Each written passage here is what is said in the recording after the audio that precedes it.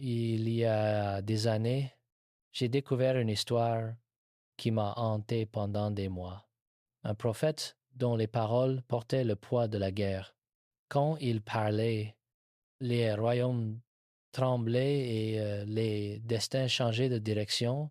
Dans une autre terre, un roi terrifié faisait les 100 pas, incapable de trouver le repos parce qu'un peuple qu'aucune nation ne pouvait vaincre approchait de ses frontières. Et au centre de cette histoire émerge la figure la plus improbable, un âne, un simple animal habitué à porter des fardeaux, qui verrait le ciel plus clairement que le prophète qui le montait. C'est sans doute l'un des récits les plus étranges et les plus troublants des Écritures, une histoire dans laquelle Dieu bouleverse tout pour révéler l'ambition, l'orgueil et le pouvoir inébranlable de sa bénédiction. Un homme célèbre pour voir le monde spirituel serait momentanément aveuglé par l'ange qui se tenait juste devant lui. Un animal domestique, toujours silencieux, parlerait avec plus de discernement que le prophète qui se considérait comme un maître de la vision. Ici, nous verrons pourquoi Dieu a dit simultanément non et oui à la même chose. Nous assisterons au moment où la voix d'un animal a brisé l'orgueil d'un homme, et nous entendrons une prophétie qui traverse des siècles et culmine dans une étoile au-dessus de Bethléem, pointant vers un sceptre destiné à gouverner les nations. L'histoire de Balaam ne parle pas seulement de lui, elle parle de nous. Combien de fois poursuivons-nous des opportunités tout en ignorant les avertissements? Nous professons l'obéissance avec nos lèvres tandis que nos cœurs aspirent à la permission de suivre nos propres désirs. Si même un âne a pu voir ce qu'un prophète n'a pas vu, qu'est-ce que nous manquons quand nous avons un cœur divisé? Le récit s'ouvre avec Balak, roi de Moab, complètement submergé par la peur. À travers les collines poussiéreuses, les rumeurs se répandaient comme un vent chaud. Un peuple immense avait quitté l'Égypte, et partout où leurs pas posaient, les murs tombaient, les armées étaient écrasées, et les rois étaient vaincus. La renommée n'était pas la leur, mais celle du Dieu qui marchait avec eux. Sur le balcon de son palais, Balak regardait l'horizon avec un visage tendu. Dispersés comme des vagues s'écrasant contre le rivage, les milliers de tentes d'Israël s'étendaient, des familles réunies autour de feux de camp, des enfants courant sur le sable, des anciens racontant des histoires anciennes sous le ciel étoilé. Pour le roi, cette image était plus terrifiante que les lances et les chars. Il y en a trop, murmura-t-il, respirant fortement. S'ils avancent contre nous, Moab sera dévoré comme de l'herbe dans un feu. La peur le poussa à une décision désespérée. Il savait que ses armes ne pouvaient pas percer le bouclier de ce Dieu. Il avait besoin d'un autre outil, invisible mais puissant. Dans le monde ancien, les malédictions étaient aussi dignes que les épées. Un homme avec le bon mot pouvait déterminer la victoire ou la ruine. Et il y avait quelqu'un dont le nom était prononcé avec respect, admiration et même prudence, Balaam. Balaam n'était pas un voyant ordinaire. Sa réputation traversait les frontières. Où il bénissait, la prospérité surgissait. Où il maudissait, la dévastation tombait. Les rois le recherchaient, les princes l'honoraient. Dans l'esprit de Balak, si quelqu'un pouvait inverser l'avancée d'Israël, c'était lui. Le roi décida qu'il paierait n'importe quel prix. Il envoya des messagers chargés de promesses de richesse, d'honneur et de gloire. Ils traversèrent des plaines, des rivières et des montagnes, portant une mission claire amenait Balaam à prononcer des paroles qui briseraient la force d'Israël. Mais l'ironie était déjà dans l'air. Balak craignait le peuple d'Israël, mais il ne craignait pas leur Dieu. Il pensait que l'or pouvait déplacer ce que le ciel avait déjà décidé. Il imaginait qu'une malédiction pouvait défaire une bénédiction prononcée par le Créateur. Il ne percevait pas la vérité la plus simple et la plus essentielle. Aucune somme d'argent, aucun autel, aucune offrande n'a le pouvoir de changer ce que Dieu a décrété. Pourtant, ces messagers partirent emportant avec eux le désespoir du roi. Loin de là, dans une terre plus sereine, vivait Balaam. Sa maison était simple, mais son nom était révéré dans les palais. Il portait une réputation de façonner les destins avec ses mots. Il était recherché par les dirigeants, craint par les adversaires et respecté par toutes les terres voisines. Quand les messagers de Balak arrivèrent, encore couverts de la poussière de leur voyage, ils présentèrent la requête du roi. Un peuple est sorti d'Égypte et couvre maintenant toute la terre. Viens et maudis-les afin que nous puissions les vaincre. Notre roi te récompensera avec de grandes richesses. C'était une proposition séduisante. L'idée de prestige, d'autorité et de trésor traversa l'esprit de Balaam. Mais il savait qu'il ne pouvait pas agir sans consulter le Seigneur. Cette nuit-là, dans un profond silence, il pria pour demander des conseils, et Dieu répondit sans hésitation, aussi clair que le jour. Ne pars pas, ne maudis pas ce peuple, car ils sont bénis. Aucune phrase ne pouvait être plus directe. Israël était sous protection divine, intouchable par les paroles humaines ou les rituels païens. Le lendemain matin, Balaam donna sa réponse. Retournez, le Seigneur ne m'a pas permis d'aller avec vous. Cela semblait juste, mais il y avait un détail. Balaam n'a pas énoncé la vraie raison, et il n'a pas dit qu'Israël était béni. Il n'a pas affirmé que s'opposer au Très-Haut serait une folie. Il a seulement laissé une porte entr'ouverte. Les messagers retournèrent vers Balak, qui, rempli de frustration, conclut immédiatement. L'offre était petite. Envoyer des princes plus honorables, avec des promesses encore plus grandes. Ainsi, la scène était plantée, un prophète dont le cœur était divisé, un roi dominé par la peur, et le ciel qui regardait, prêt à révéler ce qui était caché dans le cœur humain. Les second messengers arrivèrent à la maison de Balaam avec encore plus de pompe que les premiers. C'étaient des princes, des hommes de renom, vêtus de tissus coûteux, apportant avec eux non seulement des paroles, mais le poids de l'anxiété d'un roi prêt à tout faire. Cette fois, il ne venait pas seulement offrir une récompense, il venait supplier, grand prophète, ne rejette pas la requête de notre roi. Il est prêt à te couvrir d'honneur. Dis-lui ce que tu désires, et il le fera. Viens avec nous. Maudis simplement ce peuple qui menace Moab. Les mots étaient enrobés d'urgence, de louanges et de promesses. C'était comme si Balak essayait d'acheter l'impossible, et pendant qu'il parlait, quelque chose à l'intérieur de Balaam s'agita. La première délégation avait éveillé son imagination, la seconde enflamma encore plus le feu qu'il tentait de cacher. Il répondit d'une manière apparemment pieuse.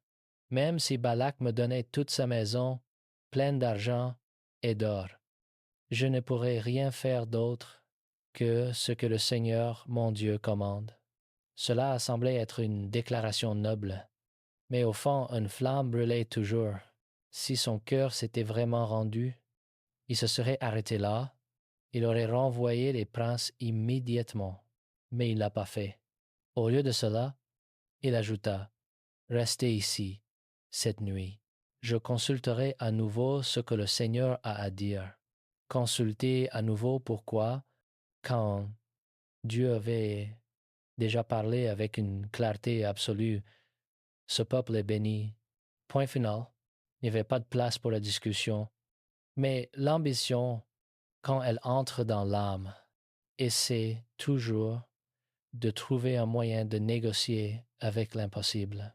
Balaam voulait entendre un oui, et parfois Dieu, pour révéler ce qui est caché dans le cœur, permet ce que la personne insiste à désirer.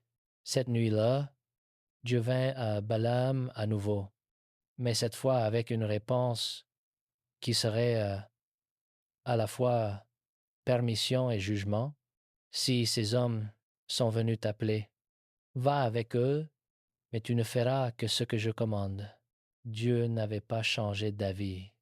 Israël restait protégé, la bénédiction en restait inébranlable, mais le cœur de Balaam serait exposé. Tout comme le métal placé dans le feu révèle ses impuretés, il y a des moments où le ciel permet ce qu'il n'approuve pas, seulement pour mettre en lumière ce que nous utilisons pour nous cacher de nous-mêmes. La porte s'ouvrit, mais pas comme un honneur, comme un test. Le lendemain matin, Balaam était excité. Il se leva tôt, sella hâtivement son âne et partit avec les princes. Dans son esprit, il imaginait déjà les cadeaux, le prestige, peut-être même des positions dans le palais de Balak. C'était comme s'il était en voyage vers la gloire, mais le ciel voyait autre chose en chemin. Quelque chose d'extraordinaire se produisit, quelque chose qui serait gravé dans l'histoire comme l'un des moments les plus étranges de toutes les Écritures. L'ânesse vit ce que le prophète ne voyait pas. Un ange du Seigneur se tenait sur le chemin, l'épée dégainée, bloquant le passage. Les yeux de Balaam étaient fermés à la réalité spirituelle. Son cœur divisé l'aveuglait. Mais l'animal, simple créature de charge, vit l'ange immédiatement. Elle quitta le chemin, elle se pressa contre un mur, elle s'agenouilla sous le prophète. 3 fois elle essaya de protéger son maître d'un danger qu'il ne pouvait pas voir, et 3 fois Balaam la frappa avec rage. Frustré par ce qu'il considérait comme de l'entêtement, puis, dans un moment qui défie toute logique, Dieu ouvrit la bouche de l'ânesse. « Que t'ai-je fait pour que tu me frappes 3 fois? » Les mots sortirent. Clairs, direct, Balaam, aveuglé par la colère et l'ambition, ne s'arrêta même pas pour s'étonner qu'un animal parle. Il répondit comme s'il parlait à un humain. « Tu t'es moqué de moi. Si j'avais une épée dans ma main, je te tuerais. Maintenant. » L'ânesse répondit avec une sagesse que le prophète n'avait pas. « Ne suis-je pas ton ânesse, sur laquelle tu as monté toute ta vie jusqu'à aujourd'hui? Ai-je l'habitude de te traiter ainsi, non? » Admit, Balaam. Alors le Seigneur ouvrit les yeux de Balaam, et il vit, l'ange du Seigneur se tenait sur le chemin, l'épée dégainée dans sa main, prêt à frapper. Balaam tomba face contre terre, tremblant. L'ange parla avec une autorité qui glaçait l'âme. « Pourquoi as-tu frappé ton ânesse 3 fois? Voici, je suis sorti pour m'opposer à toi, car ton chemin est pervers devant moi. L'ânesse m'a vu et s'est écartée de moi 3 fois. Si elle ne s'était pas écartée, je t'aurais tué. Et elle, je l'aurais laissée vivre. » Vous comprenez l'ironie. Les prophètes, célèbres pour voir l'invisible, étaient aveugles. L'ânesse, considérée comme stupide, était celle qui avait de la sagesse. Celui qui professait entendre Dieu était sourd. Celui qui n'avait jamais parlé prononça la vérité, et la leçon était gravée dans le feu. Quand le cœur est divisé, même les yeux les plus entraînés deviennent aveugles. Balaam confessa sa faute. « J'ai péché. Je ne savais pas que tu te tenais sur le chemin contre moi. Maintenant, si cela te déplaît, je retournerai. » Mais l'ange répondit, « Va avec les hommes, mais tu ne diras que la parole que je mettrai dans ta bouche. » Le message était clair.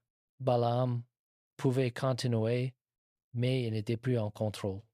Ses mots, ses plans, ses désirs, rien n'importait maintenant. Il était devenu un simple instrument. Quand Balaam arriva, Balak l'accueillit avec impatience. « Pourquoi n'es-tu pas venu la première fois? Penses-tu que je ne peux pas t'honorer, Balaam, maintenant conscient de sa position fragile? » Répondit avec prudence. « Mais voici, venu vers toi. Mais ai-je maintenant le pouvoir de dire quelque chose, la parole que Dieu mettra dans ma bouche? C'est cela que je dirai. Balak ne comprit pas l'avertissement. Il pensait encore qu'avec suffisamment de sacrifices et de rituels, il pourrait influencer le résultat. Il conduisit Balaam au sommet d'une montagne, Bamoth Baal, d'où on pouvait voir une partie du camp d'Israël s'étendant dans la vallée comme une mer de tentes. Construis-moi ici 7 autels, ordonna Balaam. Prépare 7 taureaux et 7 béliers. Les autels furent érigés, les animaux furent sacrifiés. La fumée monta vers le ciel. Balak attendait, le cœur plein d'espoir. Balaam s'éloigna, cherchant une parole de Dieu.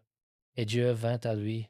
Quand Balaam revint, Balak et tous les princes de Moab attendaient. Les yeux fixés sur le prophète, Balaam ouvrit la bouche, mais au lieu d'une malédiction, ce qui sortit fut une bénédiction de Aram. Balak m'a fait venir. Le roi de Moab depuis les montagnes de l'Orient vient. Maudisse Jacob pour moi. Viens, dénonce Israël. Comment maudirais-je celui que Dieu n'a pas maudit? Comment dénoncerais-je celui que le Seigneur n'a pas dénoncé? Les mots résonnèrent comme le tonnerre. Du sommet des rochers je le vois, des collines je le contemple. Voici un peuple qui habite à part et ne se compte pas parmi les nations. Qui peut compter la poussière de Jacob ou nombrer le quart d'Israël, que je meure de la mort des justes, et que ma fin soit comme la leur. Le visage de Balak devint pâle. Qu'est-ce que tu m'as fait? J'étais amené pour maudire mes ennemis, et voici, tu les as complètement bénis. Balaam répondit calmement. Ne dois-je pas prendre soin de dire ce que le Seigneur met dans ma bouche? Mais Balak n'abandonnerait pas si facilement. L'orgueil et le désespoir sont des maîtres tenaces. Viens avec moi dans un autre endroit, insista le roi. Peut être que de là, Dieu te permettra de les maudire pour moi. Il conduisit Balaam au sommet de Pisga, une autre montagne avec une vue différente sur le camp d'Israël. Encore une fois, 7 autels. Encore une fois, 7 taureaux et 7 béliers. Encore une fois, des sacrifices et de la fumée montant vers le ciel. Balak espérait un résultat différent. Mais le ciel ne négocie pas. Balaam revint, et encore une fois, au lieu d'une malédiction, une bénédiction sortit de ses lèvres. Lève-toi, Balak, et écoute, prête-moi l'oreille, fils de Tsippor. Dieu n'est pas un homme pour mentir, ni un fils d'homme pour se repentir. À thé, il dit, et ne fera-t-il pas à thé il parler, et ne l'accomplira-t-il pas. Voici, j'ai reçu l'ordre de bénir. Il a béni, et je ne peux pas le révoquer. C'était déclaré, aucun sortilège, aucune malédiction, aucune parole prononcée par des hommes, des rois, des sorciers et des prophètes ne pouvaient toucher ce que Dieu avait mis à part. Balak explosa. Si tu ne peux pas les maudire, au moins ne les bénis pas.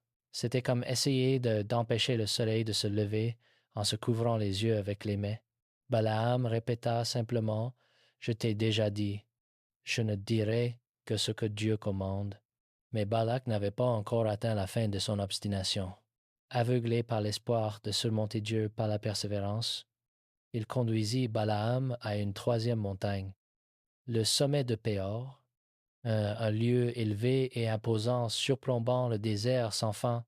Encore une fois, 7 autels, encore une fois, 7 taureaux et 7 béliers brûlants. Le roi répéta la même formule, espérant un résultat différent, l'expression parfaite de l'entêtement humain face à la volonté divine. Mais cette fois, quelque chose de différent se produisit. Balaam n'est pas parti chercher des présages. Il n'a pas essayé d'observer des signes. Il n'a pas cherché d'omen. L'Esprit de Dieu vint simplement sur lui, et les mots qui sortirent de sa bouche transformèrent ce moment en un repère éternel dans l'histoire d'Israël. Balaam déclara, ainsi parle Balaam, fils de Béor, ainsi parle l'homme aux yeux ouverts, celui qui entend les paroles de Dieu. qui contemple la vision du Tout-Puissant, qui tombe en transe, mais a les yeux ouverts. Sa voix résonna parmi les montagnes, ferme, chargée de poids célestes, qu'elles sont belles tes tentes, ô Jacob, et tes demeures, ô Israël, comme des vallées qui s'étendent, comme des jardins près d'une rivière, comme des aloès plantés par le Seigneur, comme des cèdres au bord des eaux. C'était de la poésie divine, une vision de la gloire future d'Israël, une révélation qui transcenderait les générations. Des eaux jailliront de leurs seaux, leurs descendants habiteront près de nombreuses eaux. Leur roi sera plus exalté qu'Agag, et son royaume sera magnifié.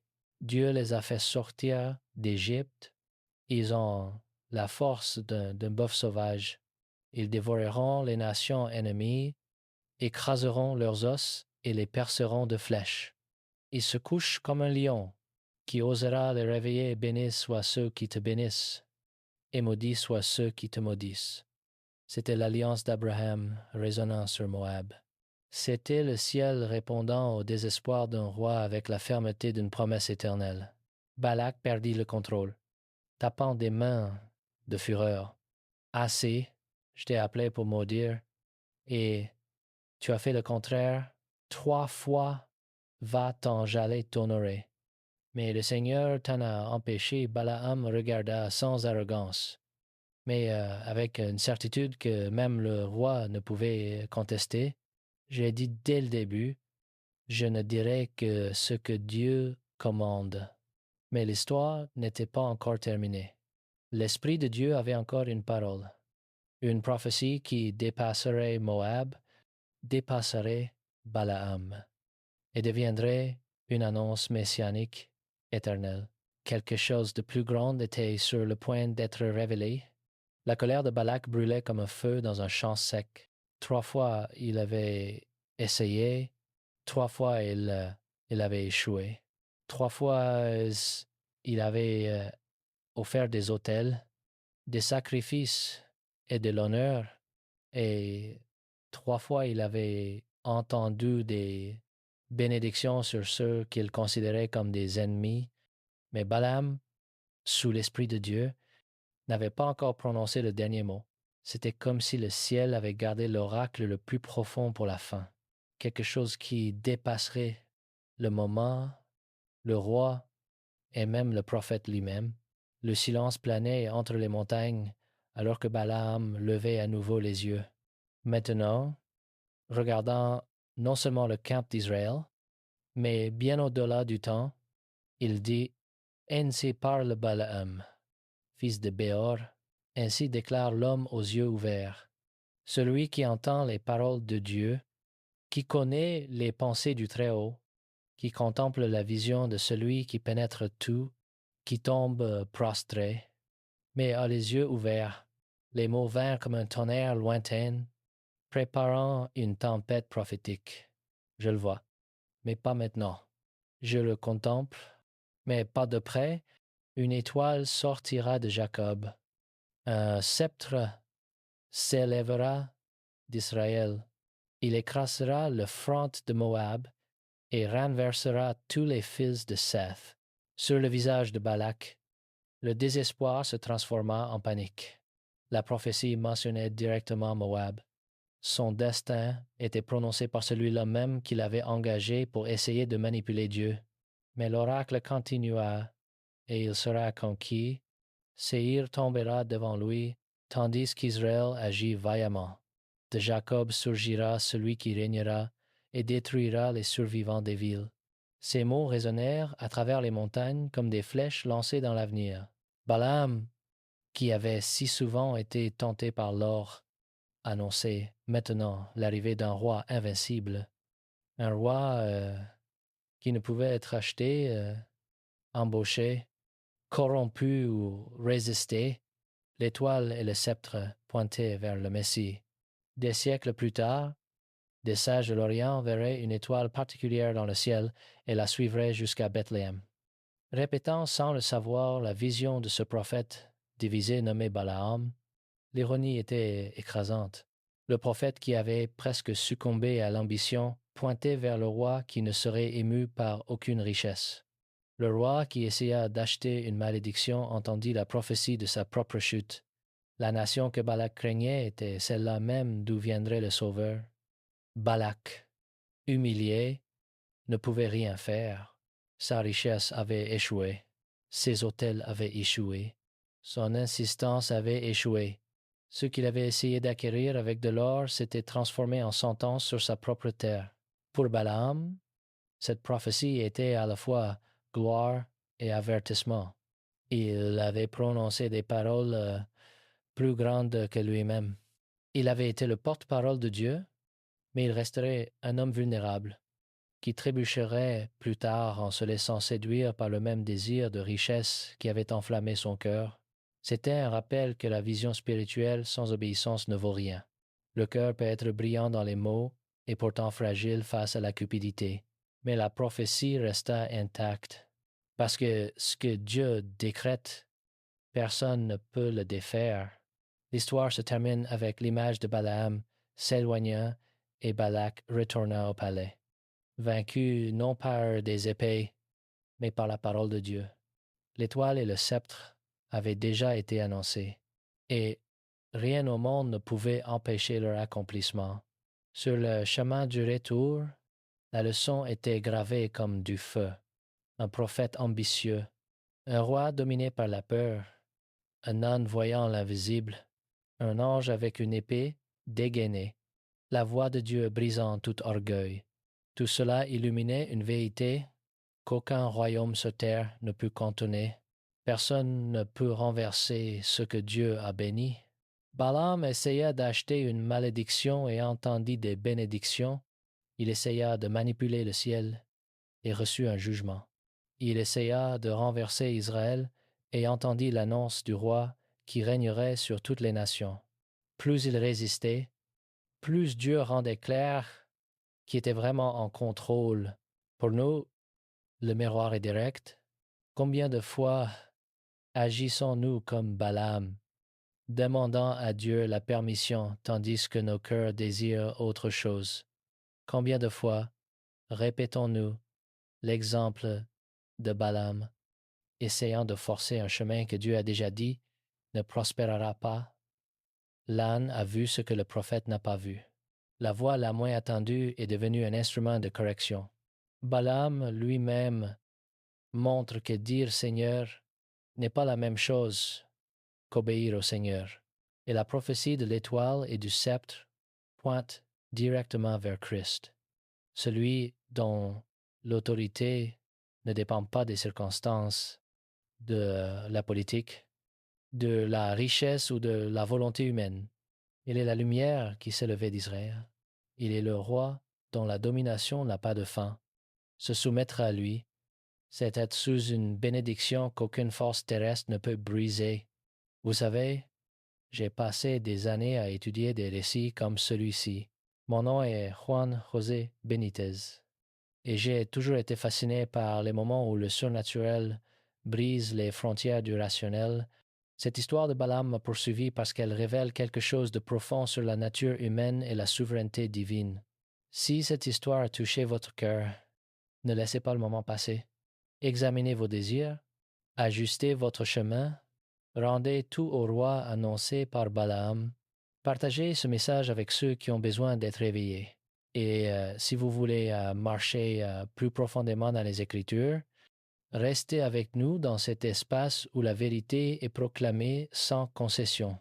Parce qu'à la fin, l'histoire de Balaam n'est pas seulement ancienne. C'est un rappel vivant que la volonté de Dieu prévaut. Sa parole demeure et sa bénédiction dure pour toujours.